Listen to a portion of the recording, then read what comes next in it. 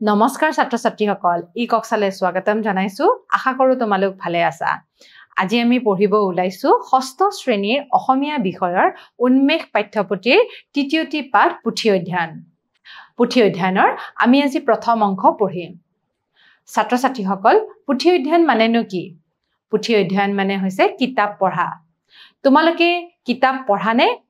পাঠ্যপুথিৰ উপৰিও তোমালোকে কি কিতাপ পঢ়া বাৰু বাতৰি কাকত সাধু কথা উপন্যাস নাটক এবিলাক হৈছে পুথি অধ্যয়নৰ বিকল্প উদাহৰণ ছাত্ৰ ছাত্ৰীসকল পুথি অধ্যয়নটো সত্যনাথ বৰাদেৱে লিখিছে আহাচোন এই পাঠৰ মাজলে যাও পুথি অধ্যয়ন এটা সুঅভ্যাস আমাৰ সকলোৰে বহু ধৰণৰ অভ্যাস কিছুমান আছে কিছুমানে গান গাই ভাল পায় কিছুমানে নাচি ভাল পায় কিছুমানে ৰং তুলিকাৰে ছবি আঁকি ভাল পায় তোমালোকৰ নিশ্চয় কিছুমান অভ্যাস আছে এতিয়া এই পুথি অধ্যয়নো হৈছে এটা সুঅভ্যাস মানে হৈছে ভাল অভ্যাস ঠিক আছে এই অভ্যাসে এজন মানুহক কি বিকাশ সাধন কৰে বৌদ্ধিক আৰু মানসিক দিশত বিকাশ সাধন কৰে মানে এগৰাকী মানুহৰ বৌদ্ধিক দিশত আৰু মানসিক দিশত বিকাশ সাধন কৰা দেখা গৈছে মানে বুদ্ধি বিকাশ হৈছে আৰু মানসিকভাৱেও তেওঁ আগবাঢ়ি গৈছে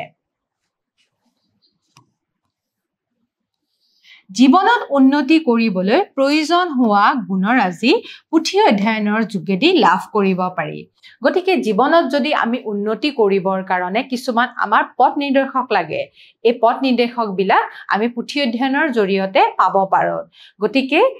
জীৱনত উন্নতি কৰিবলৈ আমাক যিবোৰ গুণৰ দৰকাৰ আছে হেবোৰ আমি পুথি অধ্যয়নৰ জৰিয়তে লাভ কৰিব পাৰো এই পাঠটিত আমি পুথি অধ্যয়নৰ গুৰুত্ব আৰু প্ৰয়োজনীয়তা কিয় দৰকাৰ সেই কথা আমি আলোচনা কৰিম এতিয়া আমি পাঠটো অলপমান পঢ়ো আহা পুথি অধ্যয়ন বিদ্যা উপাৰ্জনৰ এটা হাই উপায় পুথি নপঢ়াকে কোনেও কতো বিদ্যা লাভ কৰিব নোৱাৰে পুথিৰ বিদ্যা থুপাই থোৱা ধনৰ নিচিনা আনে থুপাই থোৱা ধন হাতত পৰিলে ধন আৰ্জনৰ দুখ কষ্ট ভোগ নকৰাকৈ ধনৰ ফল ভোগ কৰিব পাৰি সেইদৰে আনে থুপাই থোৱা বিদ্যা হাতত পৰিলে বিদ্যা আৰ্জনৰ দুখ কষ্ট ভোগ নকৰাকৈ বিদ্যাৰ ফল ভোগ কৰিব পাৰি এতিয়া আমি পাঠটো অলপমান বুজো আহা ছাত্ৰ ছাত্ৰীসকল যিদৰে আমি ধন উপাৰ্জন কৰিবৰ কাৰণে বিভিন্ন উপায় অৱলম্বন কৰো যিদৰে চাকৰি কৰিব পাৰি ব্যৱসায় কৰিব পাৰি সেইদৰে বিদ্যা উপাৰ্জন কৰিবৰ কাৰণে আমাক লাগিব পুথি অধ্যয়ন মানে কিতাপ পঢ়িব লাগিব কিতাপ পঢ়িলে আমি বিদ্যা উপাৰ্জন কৰিব পাৰো বুজি পাইছা নহয় তোমালোকে এতিয়া কৈছে যে পুথি নপঢ়াকে কোনেও বিদ্যা উপাৰ্জন কৰিব নোৱাৰে গতিকে বিদ্যা উপাৰ্জন কৰিবৰ কাৰণে আমাক পুথি অধ্যয়ন কৰিবই লাগিব কিতাপ নপঢ়াকৈ আমি বিদ্যা উপাৰ্জন কৰিব নোৱাৰো পুথিৰ বিদ্যা থুপাই থোৱা ধনৰ দৰে এতিয়া ইয়াতে এটা শব্দ ব্যৱহাৰ কৰা হৈছে বাক্যাংশ ব্যৱহাৰ কৰা হৈছে থুপাই থোৱা ধনৰ নিচিনা এতিয়া পুথিৰ বিদ্যা থুপাই থোৱা ধনৰ নিচিনা বুলি কিয় কোৱা হৈছে যিদৰে আনে থুপাই থোৱা ধন কোনো কষ্ট নকৰাকৈ যদি আমি ব্যৱহাৰ কৰিব পাওঁ তেতিয়া কিমান লাভ হ'ব সেইদৰে লেখকসকলে যেতিয়া নিজৰ চিন্তা চৰ্চাবিলাক কিতাপত সন্নিৱিষ্ট কৰে তেতিয়া আমি তেওঁলোকৰ চিন্তাধাৰাবিলাক বিনা কষ্টই পঢ়িব পাৰো তেতিয়া হেয়া বুজাইছে যে থুপাই থোৱা ধনৰ দৰে হৈ পৰে হয়নে আমি সেই লেখকে লিখা বস্তুবিলাক আমি কোনো কষ্ট নকৰাকৈ পঢ়িব পাৰো হয়নে গতিকে পুথি অধ্যয়নত আমি এখিনি লাভ কৰিব পাৰো ইয়াতে বুজাই দিছে আনে থুপাই থোৱা ধন হাতত পৰিলে ধন আৰ্জনৰ দুখ কষ্ট ভোগ নকৰাকৈ আমি কষ্ট নকৰাকৈ ধনৰ ফল ভোগ কৰিব পাৰো নে নোৱাৰো কোনোবাই যদি আমাক সেই ধনখিনি দি দিয়ে তেনেহলে আমাৰ কোনো ধৰণৰ কষ্টই নহয় সেইদৰে আনে থুপাই থোৱা বিদ্যা যেতিয়া এজন লিখকে নিজৰ বিদ্যাখিনি কিতাপত লিখি দিয়ে তেতিয়া কি হয় হে বিদ্যা অৰ্জনৰ দুখ কষ্ট আমি ভোগ নকৰাকৈ বিদ্যাৰ ফল ভোগ কৰিব পাৰো বুজি পাইছা নহয় তাৰ পিছৰ আমি স্লাইডখনলৈ যাওঁ প্ৰত্যেক পুথি একোজন মানুহৰ থুপাই থোৱা বিদ্যাৰ ভঁৰাল প্ৰত্যেক পুথি একোজন মানুহৰ থুপাই থোৱা বিদ্যাৰ ভঁৰাল লিখকে বহুত পুৰুষাৰ্থ কৰি সেই ভঁৰাল বান্ধি থয় পুৰুষাৰ্থ মানে কষ্ট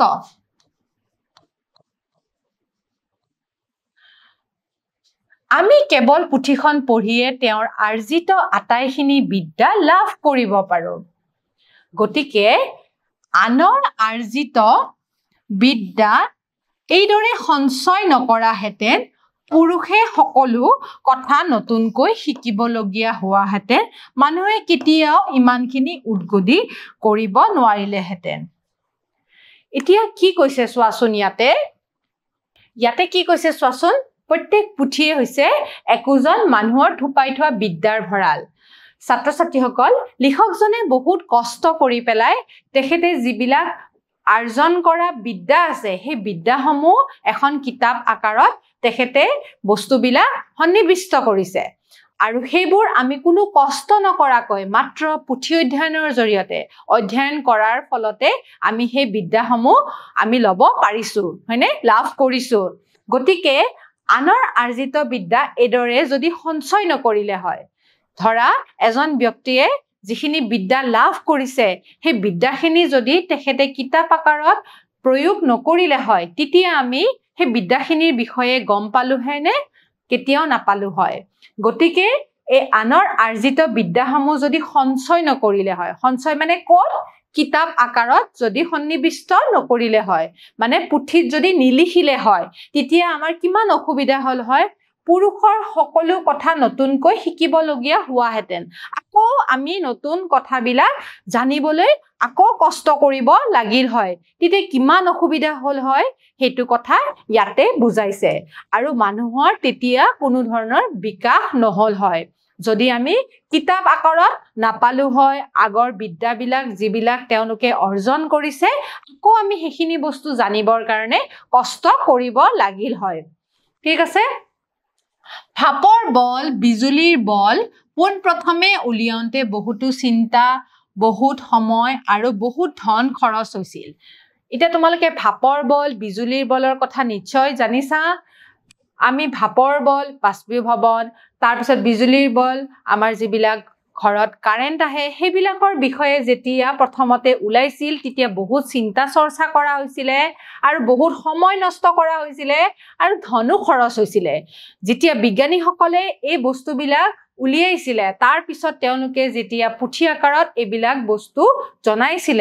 তেতিয়া আমি হেবোৰ পঢ়ি পেলাই আমি গম পাইছিলো যদি এইবিলাক আমাৰ কিতাপত নাথাকিলে হয় তেতিয়া আমি আকৌ এই ভাপৰ বল বিজুলীৰ বল একে সময় একে কষ্ট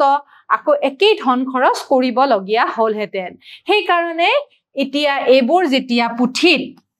পঢ়িয়ে মানুহে তাক ভালকৈ শিকি ল'ব পাৰে হয়নে কিতাপত লিখা আছে যিহেতু আমি ভাপৰ বল বিজুলীৰ বল কেনেকৈ আৰম্ভ হৈছিল হেয়া আমি গম পাই গৈছিলো ঠিক আছে এইদৰে পুথিৰ পৰা আনৰ সঞ্চিত বিদ্যা লাভ কৰি সেই বিদ্যাৰ আলমত মানুহে নতুন বিদ্যা আৰ্জিবলৈ পাৰ্গত হয় গতিকে যিবোৰ কিতাপ আছে সেই কিতাপৰ জৰিয়তে আমি আনৰ বিদ্যাবিলাক জানি পেলাই অন্য বিদ্যা নতুন বিদ্যা আৰ্জন কৰিবলৈ আগবাঢ়ি যায় বিদ্যা আৰ্জনৰ প্ৰণালী প্ৰায় ধন আৰ্জনৰ প্ৰণালীৰ নিচিনা মূলধন নহলে ধন আৰ্জিবলৈ টান সেইদৰে মূল বিদ্যা নহলেও বিদ্যা আৰ্জিবলৈ টান গতিকে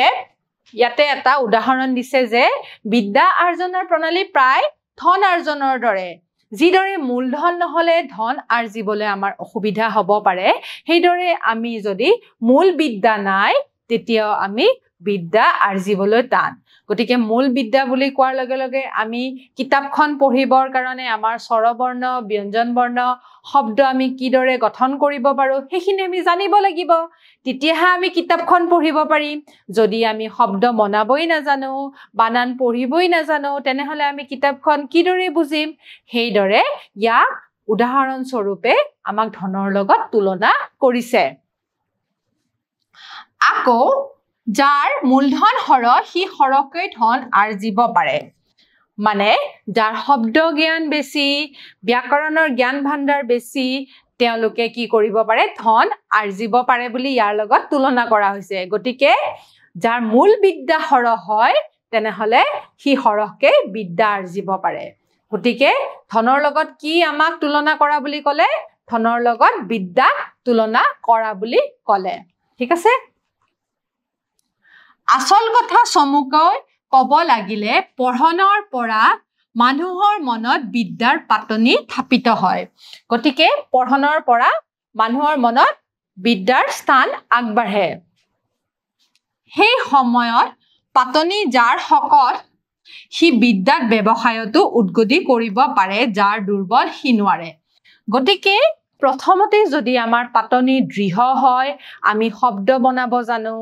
ব্যাকৰণৰ বিষয়ে জ্ঞান আছে গতিকে ভাষাৰ ওপৰত যেতিয়া আমাৰ জ্ঞান থাকিব তেতিয়া আমাৰ কিতাপ পঢ়িবৰ কাৰণে কোনো ধৰণৰ অসুবিধা হৈ নপৰে গতিকে ইয়াতে বুজাইছে যেতিয়া সেই বিদ্যাত ব্যৱসায়ত উদ্গতি কেতিয়া কৰিব পাৰিব যেতিয়া পাতনি যাৰ শকত হয় মানে দৃঢ় হয় গতিকে যাৰ দুৰ্বল হয় সি আকৌ নোৱাৰে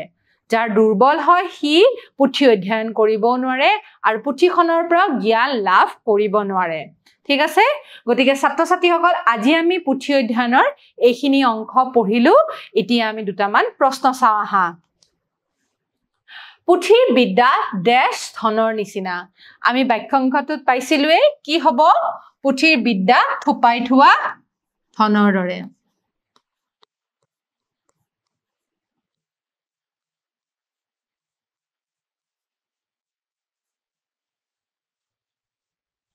পুথি অধ্যয়নৰ প্ৰধান উদ্দেশ্য কি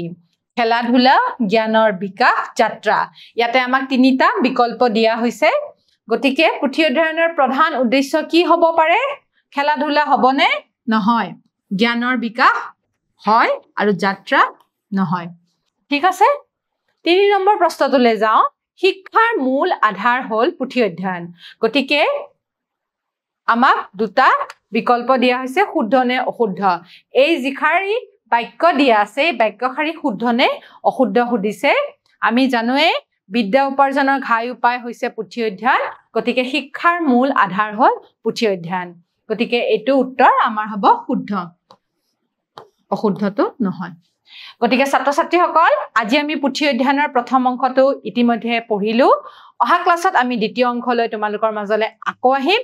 ইমানখিনি সময় তোমালোকে সহযোগিতা কৰাৰ কাৰণে তোমালোকলৈ ধন্যবাদ থাকিল আজিলৈ সামৰিছো নমস্কাৰ